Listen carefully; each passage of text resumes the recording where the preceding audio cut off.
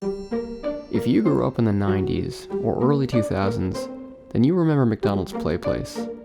It featured slides, ball pits, and colorful tube structures that kids could crawl through, and that often smelled like pee. But despite once being virtually on every corner, most of the locations have disappeared today. In this video, we're going to explore the rise and fall of McDonald's PlayPlace. But before we do, let's rewind to the early 1970s for some backstory. When McDonald's hired an ad agency, Needham, Harper and Steers, to create characters for the fictional world of McDonald's Land. Some of the featured characters were Officer Big Mac, the Hamburglar, a pirate named Captain Crook, Mayor McCheese, and of course, Ronald McDonald. These characters would be the basis for the children's play structures called PlayLand that would arrive in Chula Vista, California in the 1970s. Just take a look at this creepy video where kids can climb into Officer Big Mac's wide open mouth and go to burger jail. Nothing weird or creepy about that. Strangely, McDonald's created these somewhat creepy playgrounds in an attempt to cultivate a child-friendly atmosphere and increase business. And even stranger, it actually worked. Within the first few months, McDonald's reported a 63% increase in business. They made their play structures out of metal so that they would last a very long time.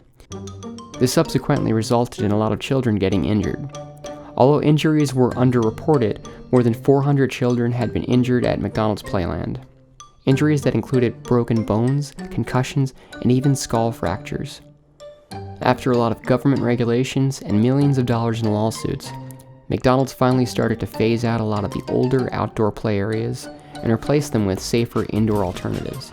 And thus, in 1987, PlayPlace was born. It was a safer interior alternative to the former outdoor metal playgrounds. It featured slides and ball pits that had protective padding and safety nets, and closed-in tubes that kids could crawl through like hamsters. The tubes were also notoriously known for reeking of urine. Ask any 90s kid, they'll tell you. McDonald's had jumped straight out of the frying pan and into the fire. Or a more suiting metaphor would be off of the grill and into the fryer, 'cause you know, burgers and fries. Anyway, even though McDonald's had created a much safer play space for kids, the reputation was under attack again by rumors. One of the most popular was about a child who jumped into the ball pit and was stabbed by a needle and later died of a heroin overdose. Although this was proven to be an urban legend, McDonald's did have multiple cases of children finding needles in their play areas and other strange objects. One child found both poop and a hedgehog at a location in Britain, which makes you wonder which the child found first, and why the parent continued to let the child play there. There are so many horror stories you can read on the internet involving children pooping in the ball pit or puking down the slide. Any bodily fluids, there's a story. One mother was so disgusted, she decided to test a bunch of McDonald's play areas for different bacteria. Her findings discovered that more than 90% of the playground she had tested contained fecal bacteria. This didn't cause McDonald's to clean up their act at all. Instead, they banned her from the McDonald's franchise. This didn't stop her. She founded an organization called Kids Play Safe that certifies businesses to have adequate and clean play areas for children.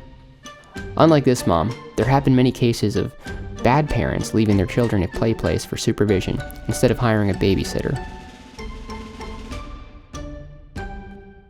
Another big reason PlayPlaces have not been doing well is just the nature of the times. Children are much more interested in video games, iPads, and smartphones. Kids' play spaces have become more virtual, and their attention has turned to screens. Since the global pandemic of COVID-19 in 2020, the last remaining PlayPlaces have been forced to close, and it remains to be seen whether or not they will reopen or vanish to the tides of time completely. I personally think it's not likely we'll be seeing any more PlayPlaces anytime soon, and even if they adapt into something new, the PlayPlaces that we knew from before, that featured crawl tubes and ball pits, will likely become relics of the past.